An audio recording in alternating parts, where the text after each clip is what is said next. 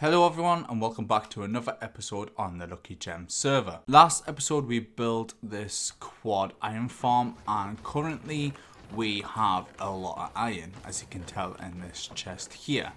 We also have a double chest at spawn selling iron blocks for 3 diamonds per stack.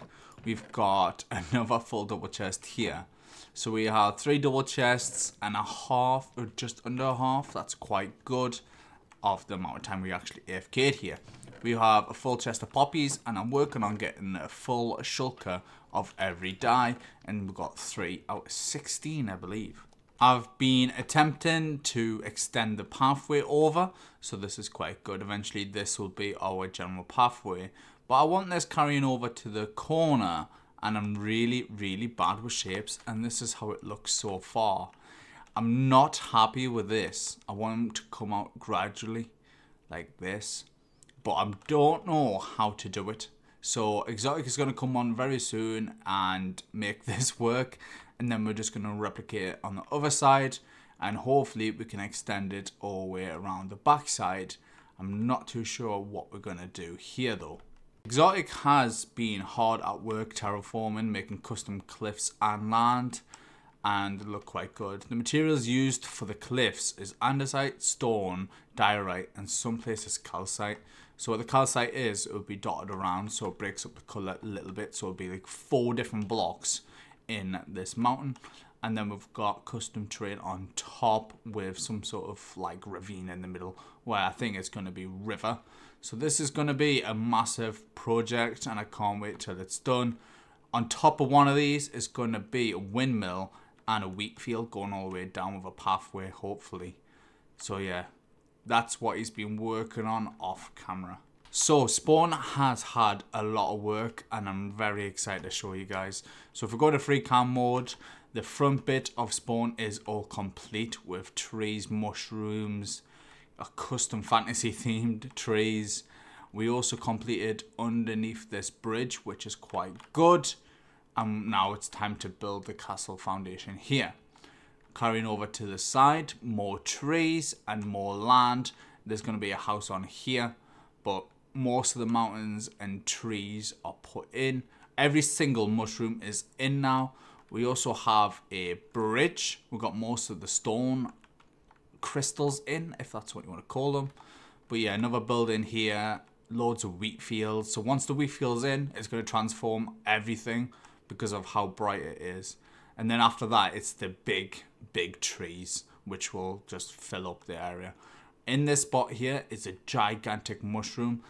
When that's up as well, a lot of area is going to be covered, but most of it is raised land. Eventually, we're going to have pathways connecting up all these shops here, and then a bridge leading from here all the way over here. And this entire area here is going to be full of events / mini games. We've got room to expand shops this way. We can also just build on the land and keep it going all the way back here and have most shop plots down there. But the mini games is what I'm super excited to get in, but we're wanting Spawn to look amazing first. If you are interested in joining this SMP server, the link to the Discord is down below. Be sure to join it.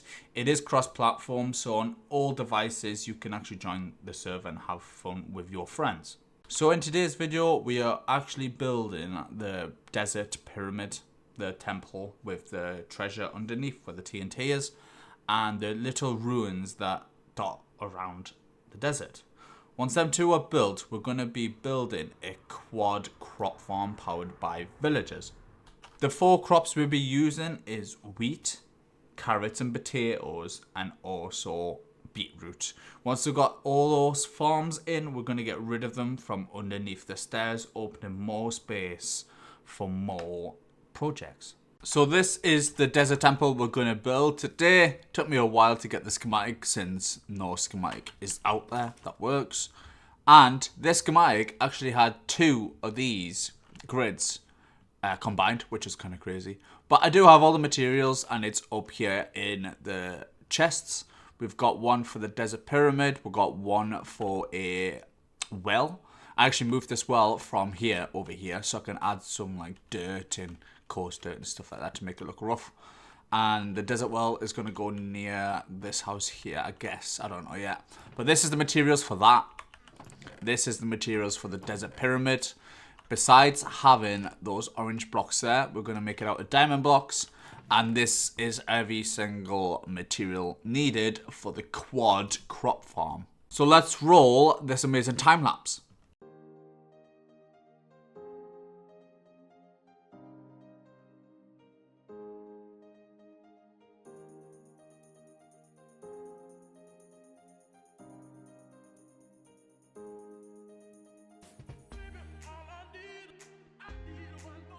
So we managed to build it and it looks absolutely crazy looking with the diamond blocks. It didn't take too long to build and we had more than enough materials to build it. The only thing we're missing is literally a trapdoor, but everything else is exactly the way it should be. Now it's time to build a little fountain, most likely here, and then we will start on the crop farm. Not gonna lie, it looks so good when it's nighttime. I don't know what makes it look good, but it does look insane. To build the well, you actually need a 5x5 area, in which we're going to mark out now. So we're going to make a 5x5 area, and in every gap, we're going to place half slabs. So it looks something like this for the base. Keep going down, down, and down. And then the columns come up here, and they go 3 high. And in the middle, it's just a cross section of water. So it looks something like this, half slabs on top. And this is called a desert well. And then we'll place another half slab on top. This is pretty much it. It's basic, but I kind of want to have it added. And I think this is classed as a ruin. I'm not too sure, like a desert ruin. If not, whatever structures they have in the desert, I'm just going to add it here. Eventually, I'm thinking of having a diamond block desert temple. I think that will look absolutely insane. So this here is the quad crop farm. It's very simple, very, very simple. All the items go into the minecart hoppers and into the hoppers going into the chests.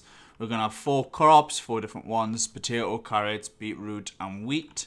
We're going to have a villager in the middle, trap fence gates here so they can't go out or interact with this minecart because it's on a rail. This is going to be a fast farm. I think it's like 960 of each crop every hour, which is insane. So what we need to do now is add the collection system for all the crops to come into. So we're going to add 3 double chests here with hoppers behind them. On top of the hoppers, more double chests for more storage. And we're going to get like thousands of items per hour. So we're just going to add loads.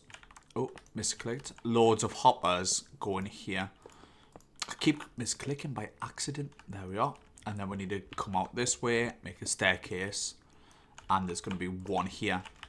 Where the 4 gaps are is going to be vertical hoppers. On top of these are going to be where the minecart hoppers are going to be. So the area marked out is in fact a 21 by 21, and that's what we need to fill in with solid blocks. Above those solid blocks, we need to make a 2 high glass wall around the farm. Like I said, once this is all done, we need to add 2 high glass borders around each crop. So what we need to do is add 4 hoppers on top of these hoppers, and then it's the rails and the minecart hoppers. Where the hoppers are, this entire layer is going to be full of farmland. So we're just going to get that in now. In the center of every single crop farm, you must leave a gap of air. So you're going to fill it in with water. On top of the water, you need to place a composter and then a light emitted block to basically let the crops grow. Now after you've done this, we need to till the ground and add the 4 crops, which is seeds, carrots, potatoes, and beetroot. Now we're going to add 4 rails here and then craft ourselves 4 minecart hoppers. Now we've done that, we need to place some temporary blocks here, as well as, where's our breeder? It's going to come from that side, so we need to build up this a few blocks like so the villager can easily just make its way here. So we need a few rails going across here. That's going to be added here, and the best thing is what we can do once we get the villagers from over here, We're going to get the villager in first, and then we're going to get the farmers in next. And we're just going to have a pathway leading across here and just drop them in that way. I think that's the easiest. The rails are set up now, so we need to get one villager into the center of the crop farm and get it all working. The lucky little lad has finally made it into his little home, and now what we need to do is get rid of these and add fence gates here. So we've got fence gates. Add one here, here. Go on this side. Add one here and here. Now this guy is boxed in. None of the villagers that will come in here will make the way anywhere else. So the next step is very easily get 4 villagers into the crops. All the villagers are in. It's all working amazingly. What we need to do now, since we know that the storage is this way, is mine underneath here, make a staircase like so, and then we need to just mine straight ahead, and we should be greeted with some chests. There we are. So we're going to have some sort of automatic door eventually that's going to be here to cut it off, but let's see what we've got. We've got 1 dirt, we've got 5 more here. Oh my god, we've got 11 dirt from this farm. I didn't know it was a dirt farm. Nah, that's just scaffolding. We're just going to cover this up though, so no zombies can get in and kill me. But yeah, we've got an AFK platform up there, and once we're AFK up there, this will work, and this should all work together anyways. Eventually, we're going to have, what's it called, a trading hall on the back side of here, and that's going to complete all the villager farms. We're going to say exactly how many villagers we have used up here from all these farms and max out our trading hall, because we can only have 100 villagers altogether in our base /player/team. If we've got enough, we might double up this iron farm. Right now we've got like 8 double chests of blocks, so probably don't need to. And the plan is to convert all this into mud and have mud bricks and rooted dirt as a pathway. And then obviously every single stone brick, like blocks, is going to be turned into smooth quartz to make it look even better. And we get our iron blocks back, so that's incredible as well. Also, I forgot to mention, don't forget to break that minecart where the villager is in. You can speed up this process by bone mealing all the crops, but we're just going to leave it alone and let it do its thing. If you did enjoy this video, be sure to smash the like button and subscribe for more videos like this in the future. And I'll see you in the next one. Peace.